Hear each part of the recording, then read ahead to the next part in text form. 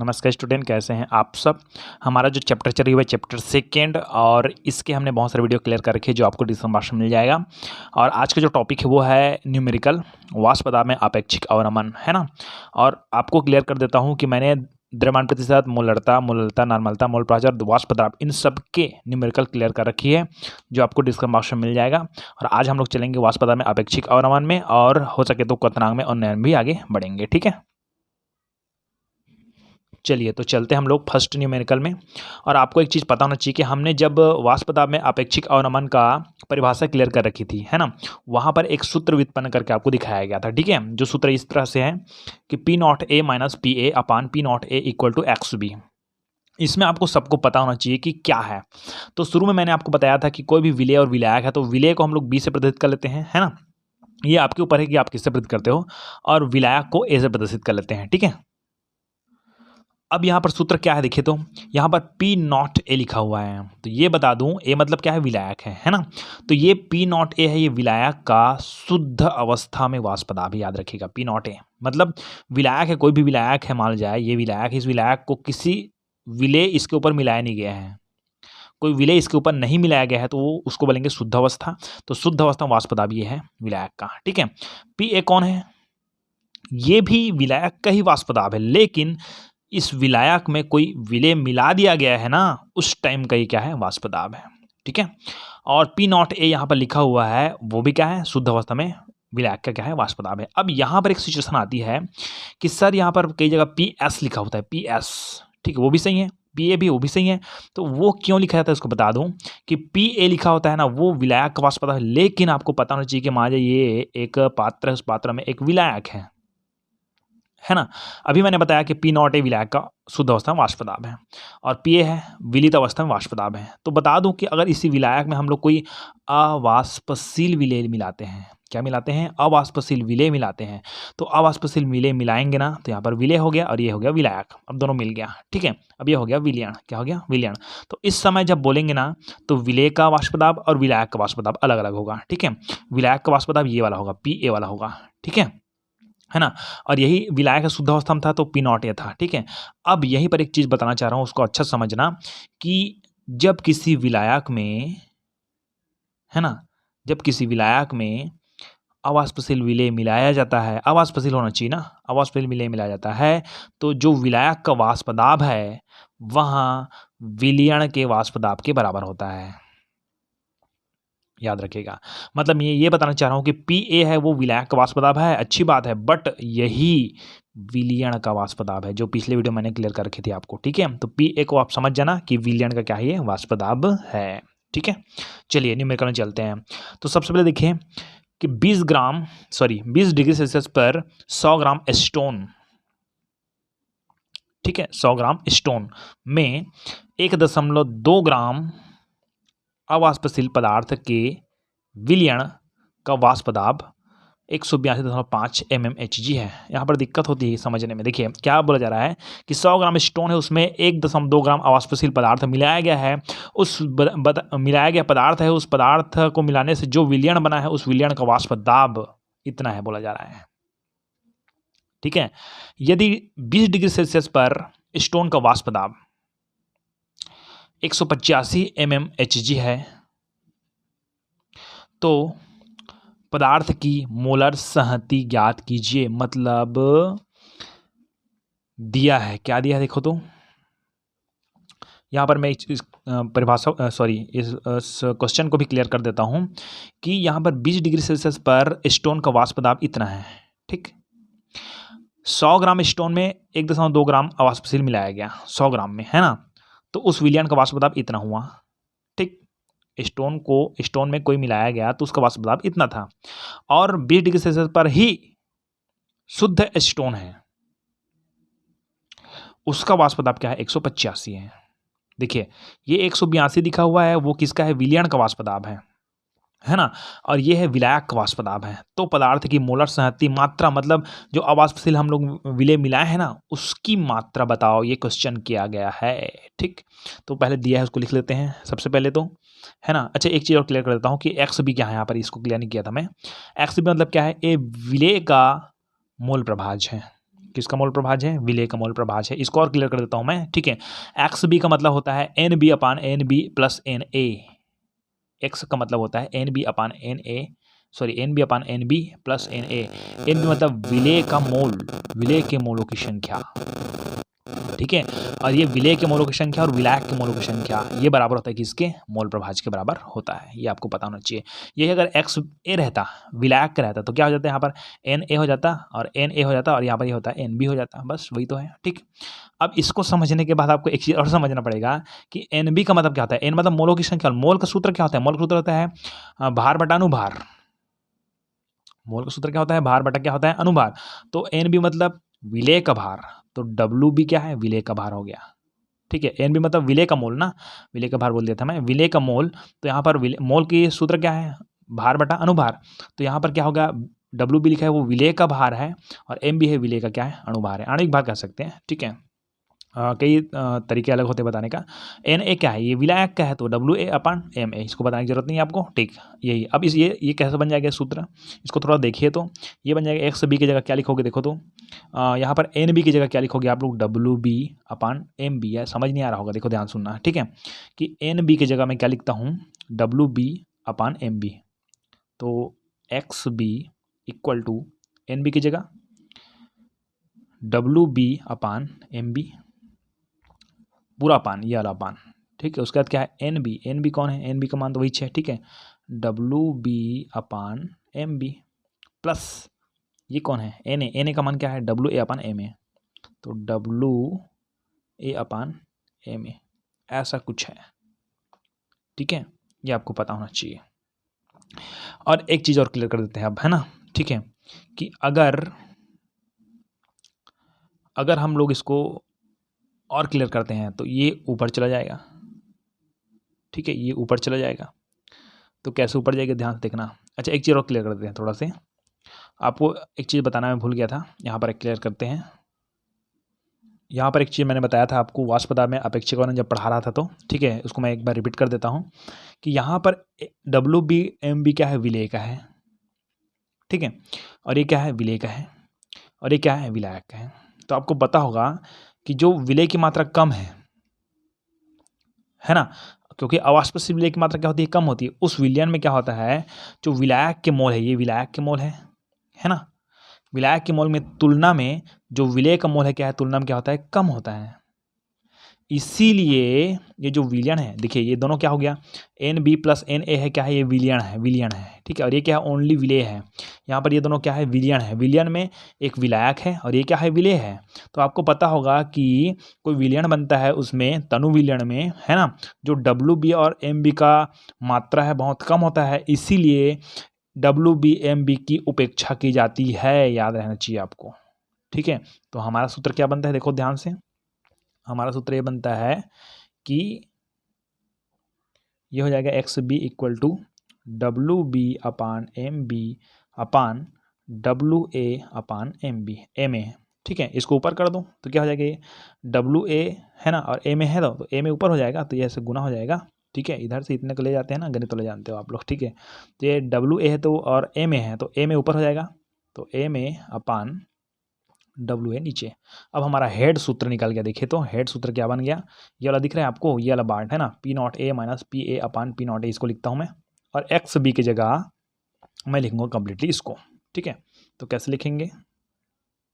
ये हो जाएगा P not A minus P A upon P not A equal to, ये हो जाएगा W B upon M B into M A upon W. ये हमारा मेन सूत्र निकल गया। अब प्रत्येक सवाल में ये सूत्र को मैं निकाल कर नहीं दिखाऊंगा, ठीक है। आपको बताना चाहिए ये सूत्र, इधर हम लोग डालते आएंगे आगे, ठीक है। चलिए तो आप चलते हैं हमारे सवाल में, ठीक है। हाँ चलिए, दिया गया है, क्या दिया गया है देखो। तो सबसे पहले दिया गया है 100 ग्राम स्टोन, ठीक है। मतलब स्टोन का भार दिया गया है, विलायक का भार दिया है। विलायक किससे प्रतिनिधित्व करेंगे बोला था मैंने? ए से, है ना। तो ये विलायक का भार डब्ल्यू ए, इसका भार दिया गया है 100 ग्राम, ठीक है। यहाँ पर लिख देना है, लिखना है तो स्टोन का भार, ठीक।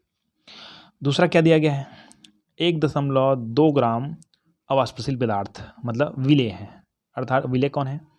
डब्लू भी है, तो ये विलेय का भार है 1.2 GM। ये लिख देना आप लोग, विलेय का भार। ठीक है जी। और आगे बढ़ते हैं तो और क्या दिया गया है ना, विलयन का वाष्प दाब। विलयन का वाष्प दाब 182.5। तो आपको बताया था ये विलयन का वाष्प दाब है, बताया था ना आपको, बताया था कि विलायक का वाष्प दाब है, लेकिन इसको हम लोग क्या बोलेंगे, विलयन का वाष्प दाब बोलेंगे। बताया था क्यों, बताया था आपको, समझ आ गया होगा, है ना।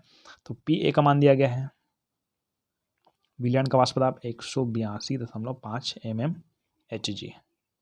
ठीक है, Hg लिखने की जरूरत नहीं होती है, ऐसे कोई बात नहीं है, यहाँ पर लिख देना विलयन का वाष्प दाब, वाष्प दाब। और क्या दिया गया है देखो तो, यदि 20 डिग्री सेल्सियस पर स्टोन का वाष्प दाब, मतलब शुद्ध स्टोन का बोला जा रहा है, ठीक है। तो शुद्ध के लिए क्या है, P0A यूज़ किया था मैंने, ठीक है।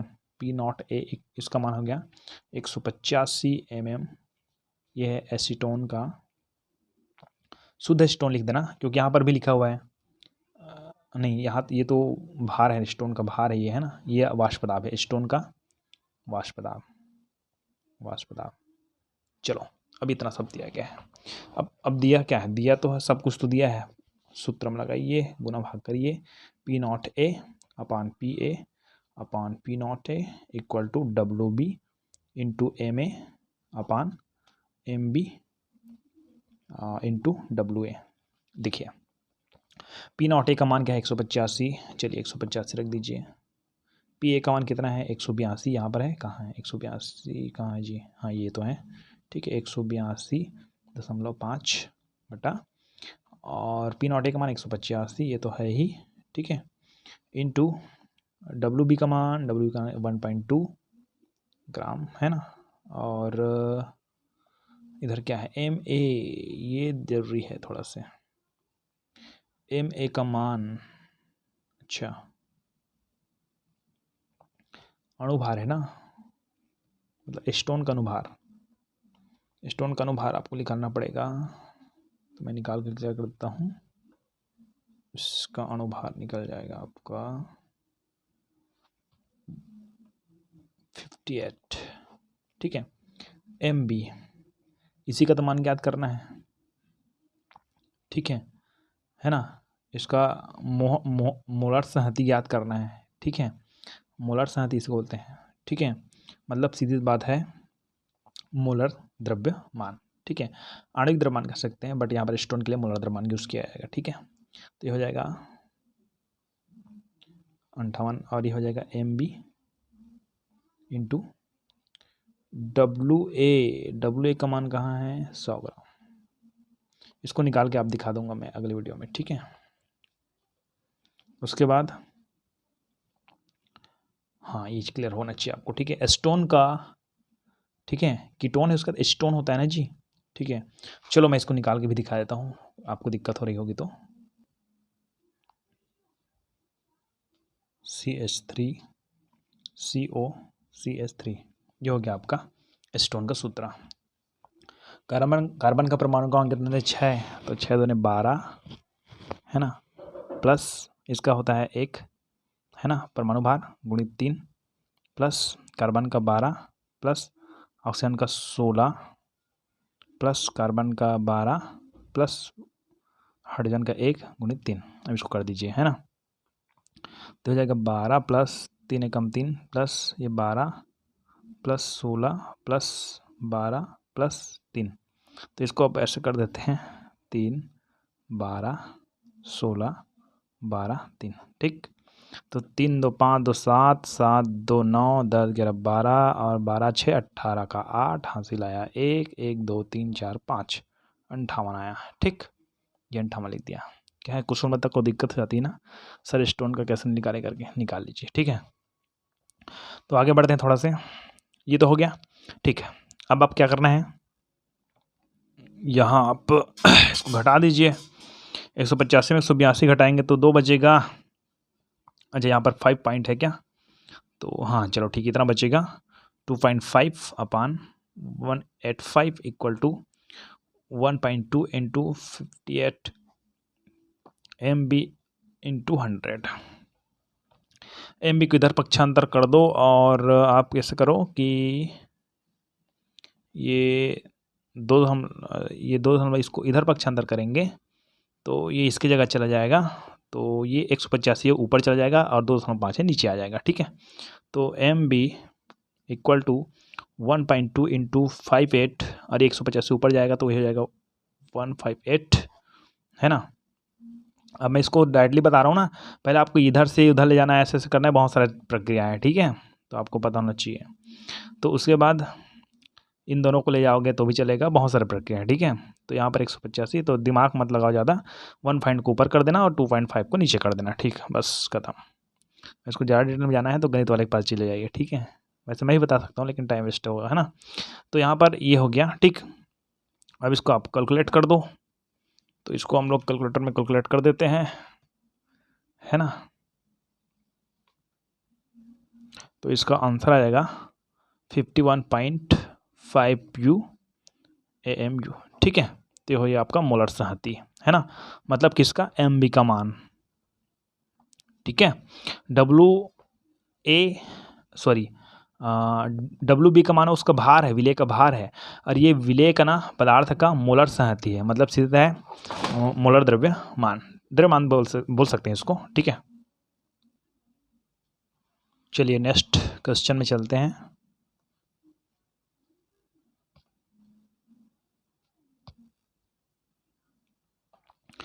कि 298 के पर शुद्ध जल का वाष्प दाब 23.8 mmHg है। ओके, 850 ग्राम जल में 50 ग्राम यूरिया घोला जाता है। शुद्ध जल का वाष्प दाब इतना है। अब 850 ग्राम जल में 50 ग्राम यूरिया मिला देंगे। ठीक है, तो इस विलयन के लिए जल के वाष्प दाब एवं अपेक्षिक अवनमन, वाष्प दाब में अपेक्षिक अवनमन बोलते हैं उसको। ठीक है, वाष्प दाब में अपेक्षिक अवनमन ज्ञात कीजिए। जल का वाष्प दाब भी ज्ञात करना है और अपेक्षिक अवनमन भी ज्ञात करना है। चलिए ठीक है, जल का वाष्प दाब भी निकालेंगे और अपेक्षिक अवनमन भी निकालेंगे। ठीक है, तो अपेक्षिक अवनमन क्या है उसको तो आपको पता होगा। ठीक, चलिए, तो सबसे पहले आपको एक चीज पता होना चाहिए, क्या पता होना चाहिए, P0A माइनस PA। ये PA है कौन है भाई, यही तो विलयन का वाष्प दाब है। ठीक है, इस विलायक का बोलते हैं लेकिन उसमें अवाष्पशील विलय मिला है ना, तो ये विलयन का वाष्प दाब हो जाएगा। ठीक है, और P0A इक्वल टू XB, इसको ऐसे लिख सकते हैं क्या, शुरू में बताया था आपको, क्या बताया था पिछले सूत्र में, WB अपान MB इंटू MA अपान WA, ये तो बताया था, ये सूत्र आपको पता होना चाहिए। ठीक है, चलिए, तो अब सोचते हैं कि वाष्प दाब में अपेक्षिक अवनमन क्या है, तो आपको शुरू में बताया गया था यही क्या है, वाष्प दाब में अपेक्षिक अवनमन है, इसी का मतलब निकालना है। ठीक है, और आपको पूछा जाएगा विलयन का वाष्प दाब, तो आगे मैं बताऊंगा। ठीक है, चलिए, तो सीधा पॉइंट में चलते हैं। सबसे पहले क्या क्या दिया है ना। ठीक है, तो सबसे पहले हम लोग बात करते हैं यहाँ पर जो निकालना है उसको। तो सबसे पहले हम लोग शुरुआत करते हैं कि 298 के बाद शुद्ध जल का वाष्प दाब, शुद्ध जल मतलब विलायक। ठीक है, PA विलायक है ना, और शुद्ध जल है मतलब P0A का वाष्प दाब। P0A का भार नहीं बताया जा रहा है, वाष्प दाब बताया जाता है। P0A शुद्ध विलायक का वाष्प दाब होता है। ठीक है, तो हो जाता है 23.8। ठीक है, ये दिया गया है ना, इसको mmHg लिख सकते हो, यहाँ पर लिख देना जल का वाष्प दाब, शुद्ध जल का वाष्प दाब लिखोगे। ठीक, और क्या दिया गया है, और ये दिया गया है कि यहाँ पर 185 ग्राम जल में, मतलब हमारे पास जो जल है उसका भार दिया गया है, विलायक का भार दिया गया है। ठीक है, विलायक का भार मतलब अपने पास कहाँ है, WA विलायक का भार है। ठीक है, तो WA इक्वल टू दिया गया है 850 ग्राम, यहाँ पर लिख देना जल का भार। उसके बाद 50 ग्राम यूरिया मतलब विलेय का भार कौन सा है, WB विलेय का भार है, तो WB इक्वल टू, ये सब बुक में नहीं मिलेंगे ना, इसको आप लोग समझना पड़ेगा। ठीक है, तो 50 ग्राम ये किसका है, विलेय का भार है। देखिए, सवाल को समझना ज़्यादा कठिन नहीं है, बनाना बहुत सरल है, ठीक है। उसके बाद ये डब्ल्यू भी है ना। अब क्या दिया गया है, इस विलयन के लिए जल का वाष्प दाब एवं अपेक्षिक अवनमन ज्ञात कीजिए, ठीक है, ये बोला जा रहा है। एक चीज़ और क्लियर करते हैं हम लोग कि यहाँ पर और क्या क्या दिया जा सकता है। यूरिया का सूत्र ये है, ठीक है, ये विलेय है, तो यहाँ पर एम भी लिखा है, वो विलेय का है ना, अणुभार है ना। मूलाधार मान कह सकते हैं, अगर आणविक होगी तो अणुभार कहते हैं, ठीक है। तो एम बी का मान हमको मिलेगा यहाँ से, और एम ए का मान जल का आणविक द्रव्यमान, यहाँ एम एस निकालेंगे, तो यहाँ पर मैं लिख देता हूँ एम ए का मान और किसका, एम बी का मान। तो निकाल के देखो दोनों का, और क्या है, NH2CO NH2, ये क्या है, विलेय का है, विलेय मतलब यूरिया का है। नाइट्रोजन का परमाणु क्रमांक कितना होता है, 7, 7 दूनी कितना हो जाएगा, 14, है ना। हाइड्रोजन का होता है 1, गुणित कितना हो जाएगा, 2, प्लस कार्बन का 6 दूनी 12, और हाइड्रोजन का 8 दूनी 16, प्लस नाइट्रोजन का कितना 14, प्लस हाइड्रोजन का 1, गुणित क्या है 2, बस ऐसे तो है। तो यहाँ पर 14 है, इसको लिख देता हूँ मैं, और 2 एकम 2, यहाँ पर 2 लिख देता हूँ मैं, यहाँ पर मैं लिखता हूँ 12, यहाँ पर लिखता हूँ मैं 16, और यहाँ पर लिख देता हूँ मैं 14, और यहाँ 2 एकम 2, फिर यहाँ से, है ना। तो हो जाएगा 4 2 6 2 8, 8 2 10, 10 4 14, और 14 6 20 का आ गया 0, और ऊपर गया 2, तो 1 2 3 4 5 6 60। तो आपको मिल गया किसका, विलेय का एम बी का मान कितना मिलेगा, 60, ठीक है। आपको आना चाहिए निकालना। और उसके बाद जल का तो आप सब जानते हो यार, क्या बताऊँ मैं, 1 × 16 18 आ गया, ख़त्म, ठीक, ये सब आ गया। अब क्या है, इसमें मान रखो ना, सीधी बात, ठीक है। तो सबसे पहले क्या निकालना है, वाष्प दाब एवं अपेक्षिक अवनमन। अच्छा, वाष्प दाब अलग है और वाष्प दाब में अपेक्षिक अवनमन अलग है। तो ये क्या है, वाष्प दाब में अपेक्षिक अवनमन है, ठीक है, इसको पहले निकालते हैं, ठीक है। तो यहाँ पर वाष्प दाब में अपेक्षिक अवनमन निकालने पर कैसे निकालते हैं, ये सूत्र लिखोगे यहाँ पर, मैं नहीं लिख रहा हूँ, सीधा मैं मान लिख रहा हूँ।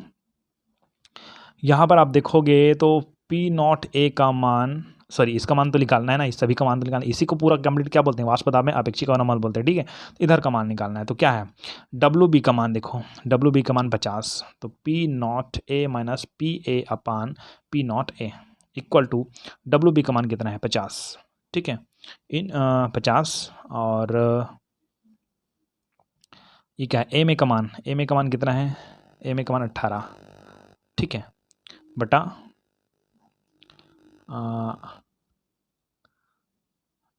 MB का मान कितना है, 60, है ना। और WA का मान 850, ये सब तो दिया गया, और कुछ बचा, WB का मान, ठीक, इसको निकाल दो फिर। चलिए, तो हमने कैलकुलेटर में ज़बरदस्त तरीके से निकाल रखी है 18 × 50 का, है ना, ये हो गया 900, इसका हो जाएगा क्या, 51,000, इसका गुणा करेंगे तो, और इसका मान निकल जाएगा आपका 0.017, ठीक, ये निकल गया किसका। अतः वाष्प दाब का अपेक्षिक अवनमन कितना है, इतना प्राप्त हुआ, ठीक है। अब हमको क्या करना है, एक चीज़ बताइए, हमको मान ज्ञात करना है इस विलयन के लिए जल का वाष्प दाब, मतलब विलायक का वाष्प दाब, किसका, विलायक का, मतलब सीधी बात विलयन का। आपको समझाया था मैं शुरू में कि PA कौन है, ये विलायक का वाष्प दाब है, लेकिन अगर उसमें अवाष्प से विलेय मिला है तो ये विलयन का भी वाष्प दाब है। यहाँ पर तो बोला गया है इस विलयन के लिए जल का वाष्प दाब ज्ञात कीजिए, तो मतलब विलायक का वाष्प दाब ज्ञात, PA का मान ज्ञात करना है। तो अब क्या करना है, आपको क्या करना है, सीधी बात ये है कि आपको सबका मान रख देना। यहाँ पर देखो P0 है, ये निकल का पहला सवाल का उत्तर, ठीक है। दूसरा मतलब यहाँ पर अपेक्षिक अवनमन का मात्रा है ना, यहाँ पर वाष्प दाब का अपेक्षिक अवनमन का मान ज्ञात हो गया, ठीक है। अब केवल वाष्प दाब का ज्ञात करना है, तो क्या होगा, P0 का मान कितना है, शुद्ध अवस्था में वाष्प दाब जल का कितना है, 23.8, तो यहाँ पर लिख दो आप 23.8 माइनस PA अपान P0 का मान फिर कितना है, 23.8, ठीक है, इंटू कितना 17 आया, 0.017 बोलते हैं भाई, है ना। तो यहाँ पर आप क्या करोगे, गुना भाग तो कर दीजिए, और क्या करना है अपने को, है नहीं, ठीक है। अब इधर क्या करना है अपने को, इधर इसको पक्षांतर कर देता हूँ मैं, ठीक है। तो ये हो जाएगा आपका 23.8, इसको हटा देता हूँ यहाँ से, ठीक है, इसको हम लोग गुना भाग कर देते हैं और मज़ेदार तरीके से कितना है, ये है आपका 0.017 इंटू 23.8, ये हो जाएगा आपका कितना आया 0.4046। अब परीक्षा में आप कैसे करोगे आप जानो, है ना। ठीक है, तो उसका 2.3 है ना, तो 23.8 माइनस PA, इसको इधर पक्षांतर कर दूं क्या, तो ये क्या था प्लस में था 23.8 प्लस में था, इधर क्या हो जाएगा माइनस हो जाएगा, तो यहाँ पर minus PA equal to 0.4046 minus 23.8, तो ये कर देते हैं हम लोग, आप इसको हम लोग कर देते हैं 23.8 है ना, माइनस कितना कर देते हैं 0.4046, तो ये आ जाता है आपका माइनस 23.39, ठीक है।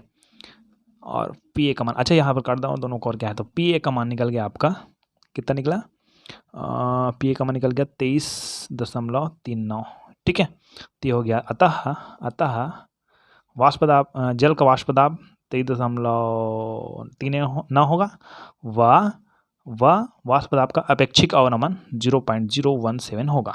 कंप्लीट। चलिए एक और क्वेश्चन क्लियर कर लेते हैं बहुत जल्दी तरीके से, कि 0.6% यूरिया विलयन का ऐसा विलयन जिसमें विलेय और विलायक, जिसमें से विलेय होगा वो कितना यूरिया है वो मिला हुआ है, मान जाए विलेय है, विलेय में कौन है, यूरिया है, और विलायक में कोई क्या है होगा, जल होगा, ठीक है। तो 0.6% यूरिया का 0.6% मात्रा है, बाकी मात्रा किसका है, विलायक का है, का 25 डिग्री सेल्सियस पर वाष्प दाब क्या होगा, मतलब विलयन का वाष्प दाब बोला जा रहा है, क्या होगा। तो यहाँ पर आपको पता होगा P0A minus PA upon P0A equal to पूरा लिख देना यहाँ पर, ठीक है। अभी एक सभी लिख देता हूँ, बाकी टाइम में लिखेंगे, ठीक है।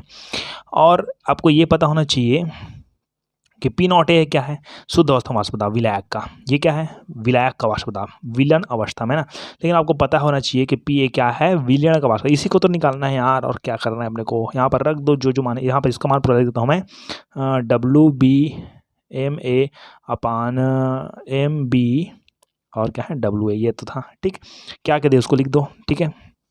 पहले तो आपको PA का मान ज्ञात करना है, इसको आप लास्ट में लिखना, मैं शुरू में लिख देता हूँ, ठीक है ना।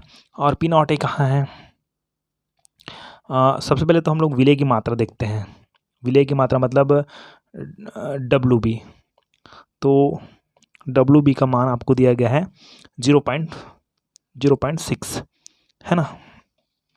उसके बाद और यूरिया का, अच्छा यहाँ पर देखिए MB का मान, यूरिया का जो आणविक द्रव्यमान मोलर द्रव्यमान कह सकते हैं, ठीक है, वो कितना था, मैंने आपको पिछले वीडियो में निकाल के दिखाया था 60, ठीक है, पिछले वीडियो में नहीं इसी वीडियो में, ठीक है। उसके बाद WA का मान लिखते हैं, WA का मान कितना निकाले भाई, चलो आगे देखेंगे, उसको मैं बताऊंगा, ठीक है। MA का मान जल है, इसमें जल तो कितना, जल का मात्रा कितना 18 है ना। अच्छा ये किसका मान है, ये WA मान हो जाएगा आपका विलायक का भार, विलायक का भार कितना है 0.6, ये विलेय का भार हो गया, बाकी जो बचा है वो विलायक का भार है, मतलब पॉइंट में आएगा, मतलब 99.6 कह सकते हैं, नहीं 4 कह सकते हैं, तो इसको आप लोग 100 मानेंगे, ठीक है। इसके आधार पर आप देख लीजिए अब क्या क्या बचा है ना। अच्छा P0A का मान कैसे आएगा, P0A का मान क्या है कि इसी ताप का हम जल का वाष्प दाब 24 mmHg है, मतलब शुद्ध अवस्था में जल का दाब कितना है 24, तो P0A का मान तो निकल गया भैया 24। अब है क्या भाई, सबको तो गुना भागी करना है, क्या क्या है, P0A का मान ये है, PA का मान ज्ञात करना है, P0A का मान यही है, WB का मान ये है, और MA का मान कहाँ है, ये है, MB का मान ये है, और WA का मान ये, और क्या करें, ठीक। तो मैं इसको बनाऊंगा नहीं, तब तक हम लोग नेक्स्ट वीडियो में चलते हैं, नेक्स्ट टॉपिक में चलते हैं। नमस्कार स्टूडेंट, कैसे हैं आप सब। आज का जो टॉपिक है वो है क्वथनांक में उन्नयन का न्यूमेरिकल, है ना। इसके जस्ट पीछे हमने बहुत सारे न्यूमेरिकल क्लियर कर रखे हैं जो आपको डिस्क्रिप्शन बॉक्स में मिल जाएगा या तो प्ले लिस्ट में मिल जाएगा, है ना। और आज का जो टॉपिक है उसको समझने के लिए आपको जाना पड़ेगा क्वथनांक में उन्नयन का परिभाषा, कुछ डिटेल्स के बारे में, ठीक है। तो सीधा चलते हैं हम लोग पॉइंट में, क्वथनांक में उन्नयन से संबंधित न्यूमेरिकल में, और इनके लिए आपको क्या क्या जानना जरूरी है और क्या सूत्र लगेगा मैं क्लियर कर देता हूँ, ठीक है। सबसे पहले आपको बताया गया था कि क्वथनांक में उन्नयन के लिए आपको एक सूत्र उत्पन्न करके दिखाया गया था कि del T B equal to K B M, ये कुछ बताया गया था आपको, ठीक है। ये सूत्र आपको पहले से याद रखना है, ठीक है। उसके बाद आपको बताया गया था कि क्वथनांक में उन्नयन द्वारा किसी भी विलेय का आणविक द्रव्यमान ज्ञात करना, इसके लिए सूत्र निकाल के दिखाया गया था। तो वो सूत्र मैं यहाँ क्लियर करता हूँ, उसी के आधार पर हम लोग आगे ये न्यूमेरिकल क्लियर करेंगे। तो इसमें से आपको ये पता होना चाहिए कि कौन क्या है। सबसे पहले बात ये है कि क्वथनांक उन्नयन कौन है, डेल टी बी है, क्वथनांक में उन्नयन है ना। और ये के बी कौन है, ये मोलल क्वथनांक उन्नयन स्थिरांक, याद रखिएगा, क्या, मोलल क्वथनांक उन्नयन स्थिरांक। ये आपको मैं क्वथनांक में उन्नयन का जो थ्योरी है उसको पढ़ाते समय बताया हूँगा, ठीक है। ये आपको पता होना चाहिए, ठीक है ना। अब यहाँ पर एक चीज़ क्लियर कर देते हैं। इस जगह ये सूत्र में मैंने आपको बताया था कि क्वथनांक में उन्नयन द्वारा विलयन का आणविक द्रव्यमान ज्ञात करने के लिए एक सूत्र निकाल के आपको दिखाया गया था। वो सूत्र क्या आया था, अब उतना तो पूरा कंप्लीट नहीं बता सकता मैं, डायरेक्टली सूत्र में जाता हूँ कि M B equal to K B into W B into 1000 upon del T B into W A, ये आया था, है ना। और ये आपको पता होना चाहिए, ठीक है। जिसमें से के बी कौन है बताया अभी मैंने, ठीक है। टी बी कौन है ये भी बता दिया। डब्ल्यू बी कौन है, डब्ल्यू बी है ये विलेय का है, विलेय का भार है, ठीक है। और ये 1000 जी और क्या है ना। और डब्ल्यू ए कौन है ये भी आपको पता होना चाहिए, ये विलायक का है, विलायक का भार है, ये विलेय का भार है, ये विलायक का भार है, ठीक। इतना आपको पता होना चाहिए। तो सीधा चलते हैं हम लोग पॉइंट में, है ना, कि 750 mmHg दाब पर जल का क्वथनांक 99.630 डिग्री सेल्सियस है। 500 ग्राम जल में कितना सुक्रोज मिलाया जाए। अब यहाँ स्पष्ट होता है कि हम लोगों को क्या पूछा जा रहा है कि 500 ग्राम जल विलायक लेंगे और उसमें कितना सक्रोज मिलाएंगे, विलेय मिलाएंगे, सीधी बात, ठीक है। कि इसका 100 डिग्री सेल्सियस पर क्वथनांक हो, मतलब ये जो जल है उसका क्वथनांक कितना दिया गया है, 98.63 डिग्री सेल्सियस दिया गया है क्वथनांक, है ना। और हम उस जल में कितना सक्रोज मिलाएं कि उसका क्वथनांक 100 डिग्री सेल्सियस पर हो। वैसे आपको पता है कि 100 डिग्री सेल्सियस तो जल का क्वथनांक होता ही है, ठीक है ना। मतलब इसको क्लियर करना है अपने को, ठीक है। 100 डिग्री सेल्सियस पर, है ना, उनका जो क्वथनांक कितना है, उसका क्वथनांक 100 डिग्री सेल्सियस होना चाहिए, और उसी सिचुएशन में अपने को कितना सुक्रोज मिलाना है वो बताना है आपको, ठीक है। आई होप आपको समझ आ गया होगा कि प्रश्न क्या है। तो सीधा दिया है उसको लिख लेते हैं। सबसे पहले ये दिया है डेल टी बी, मतलब क्वथनांक में उन्नयन, क्वथनांक में वृद्धि को ही क्वथनांक उन्नयन कहते हैं, आपको पता है, नॉर्मल भाषा में बता दूँ तो, ठीक है। तो कितना वृद्धि होता है उसको लिखा लेते हैं पहले। तो 100 डिग्री सेल्सियस हो जाए बोला जा रहा है, ठीक है, मतलब 100 डिग्री सेल्सियस हो जाए बोला जा रहा है। और कितना था भाई, कितना था वो, 99.63 था, ठीक है। तो बचा कितना, बचा क्या, 0.37 बचा, ठीक है। मतलब डेल टी बी का मान निकल गया मेरे पास, ठीक है ना। अब यहाँ पर एक चीज़ और क्लियर करते हैं हम लोग, ठीक है। यहाँ आपको पता होगा कि के बी कौन है, मोलर उन्नयन स्थिरांक। तो आपको पढ़ाते पढ़ाते मैंने आपको बता रखी थी। वैसे तो यहाँ पर कोई प्रश्न आएगा तो उसमें से कोष्टक में दे दिया रहेगा कि इनका मोलर उन्नयन स्थिरांक कितना होता है करके, ठीक है। यहाँ पर तो मैं लिख नहीं पाया, लेकिन आपको पता जब पेपर में आएगा तो यहाँ पर लिखा हुआ रहेगा, ठीक है, इनका मोलर उन्नयन स्थिरांक कितना होता है करके, ठीक है। ठीक है ना। तो यहाँ पर हम लोग बात करते हैं कि यहाँ पर मोलर उन्नयन स्थिरांक का मान 0.52 kg मोल -1 होता है, पता होना चाहिए आपको। ठीक है, ठीक है। तो सभी प्रश्न हम दिया रहेगा यहाँ पर। जल के लिए मोलर उन्नयन स्थिरांक इतना है, तो जल के लिए आपको बता दूं इतना है 0.52 के मोल -1 है। ठीक है, आपको पता होना चाहिए। ठीक है, अब हम लोग थोड़ा बात करते हैं कि और क्या दिया गया है। ठीक है, तो और हमको दिया गया है 500 ग्राम जल, मतलब अपने को भार दिया गया है। किसका भार दिया गया है ना, विलायक का भार दिया गया है। विलायक का भार कौन है, WA है। ठीक है, तो WA का मान दिया गया है आपको 500 ग्राम। और क्या दिया गया है, और दिया गया है में कितना सुक्रोज मिलाया जाए, मतलब सीधी बात विलेय का भार ज्ञात करना है, WB का भार ज्ञात करना है। इसको लास्ट टर्म लिखना, आप मैं यहाँ पर लिख दे रहा हूँ, है ना। और क्या दिया गया है, सबसे पहले इसका KB का मान तो है हमारे पास, इसका मान भी है हमारे पास। WB का मान ज्ञात करना है, WA का मान मेरे पास है यहाँ। ठीक है, अच्छा MB का मान मतलब विलेय का आणविक द्रव्यमान, मतलब मोलर द्रव्यमान, सीधी बात है। ठीक है, इसको तो निकालना पड़ेगा। तो सुक्रोज का मोलर द्रव्यमान कैसे निकालेंगे, सुक्रोज का सूत्र क्या है अपने पास, या इसको आप रफ में निकाल लेना। ठीक है, C12H22O11, ठीक है 11। तो ये हो जाएगा आपका, कार्बन का 6 दूनी 12 होता है परमाणु द्रव्यमान, गुणित 12 प्लस 1 गुणित 22 प्लस 16 गुणित 11। इसको हम लोग कैलकुलेट कर लेते हैं हमारे भौतिक संसाधन के द्वारा, है ना।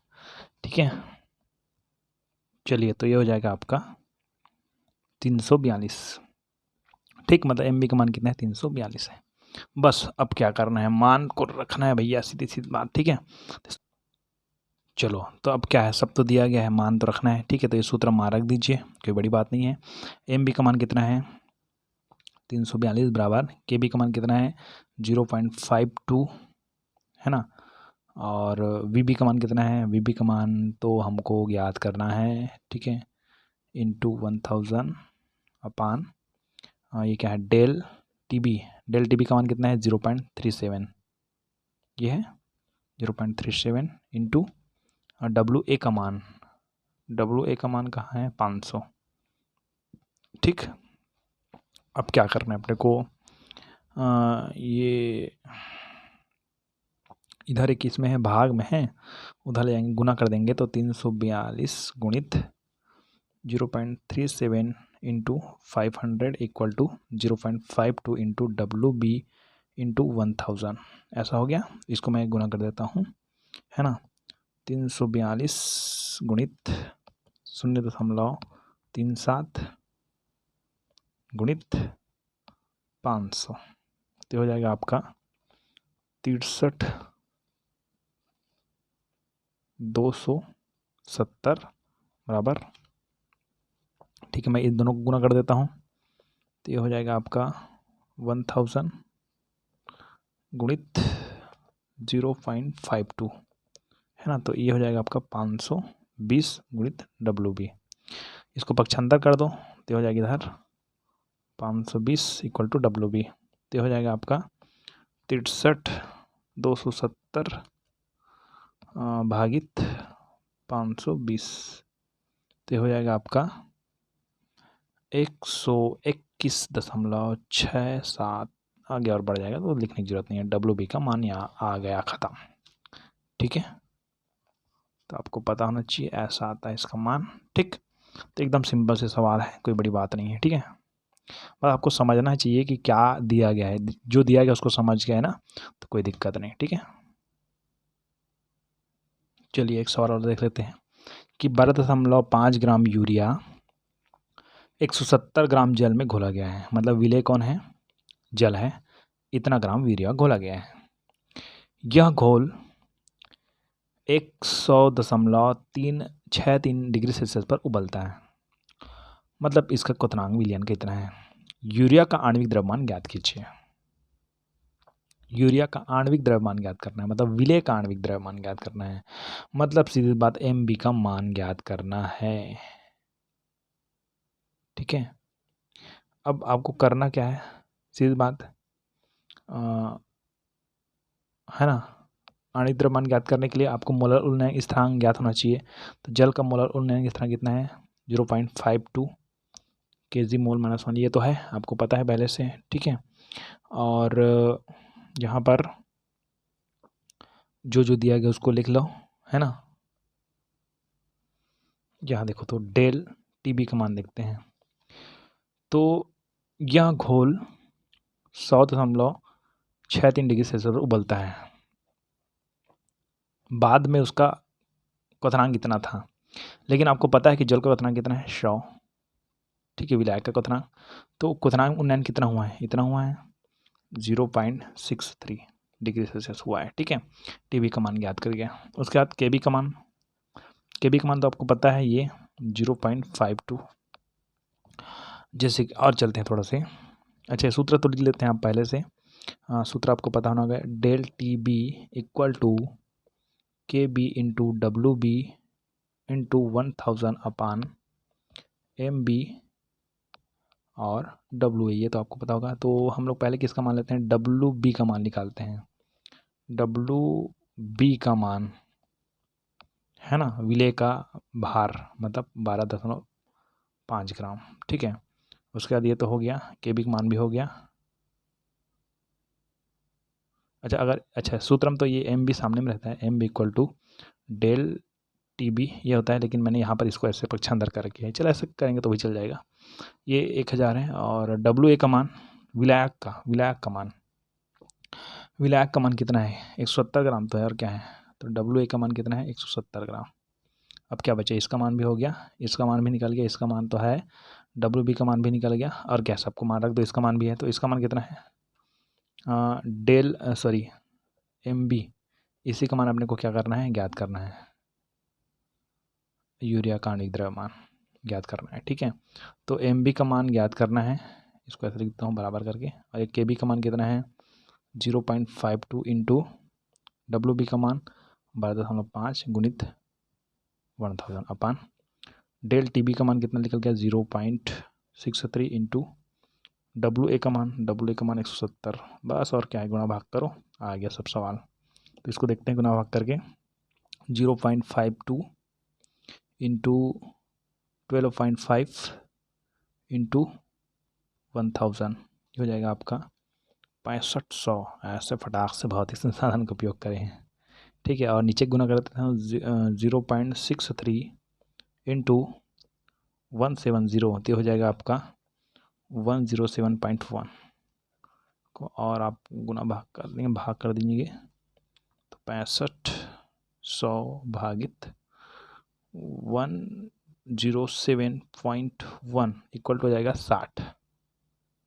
कितना आ जाएगा, 60.69 है ये, ठीक है। इतना आ गया ये कंप्लीट। तो ये आपको समझ आना चाहिए।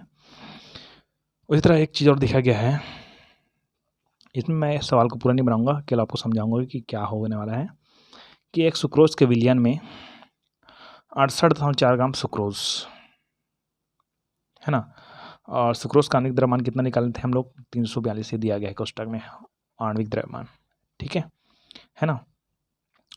1000 ग्राम जल में विलेय है, उस विलयन का क्वथनांक ज्ञात कीजिए, है ना। क्वथनांक ज्ञात करना है, क्या ज्ञात करना है, क्वथनांक, ठीक है। इसके लिए मैं सूत्र बताऊंगा। तो पहले तो हम लोग ये निकाल लेते हैं, डेल टी बी का मान क्या है ना। तो डेल टी बी का मान हम लोग अभी निकालेंगे, और यहाँ पर क्या पूछा गया है, क्वथनांक ज्ञात कीजिए ना। तो पहले क्वथनांक में उन्नयन ज्ञात करना पड़ेगा, ठीक है। उसके बाद क्वथनांक में उन्नयन ज्ञात करेंगे, उसके बाद जल का क्वथनांक, अच्छा बहुत सारी चीज़ें, तो इसको तो भी हमको अभी पता नहीं है ना, क्योंकि यहाँ पर ताप तो दिया गया नहीं है, ठीक है। तो अब क्या करें, उसको देख लेते हैं थोड़ा से। के बी का मान बच्चे को पता है, क्या पता है, 0.52 है ना। और किसका मान निकालना है, डब्लू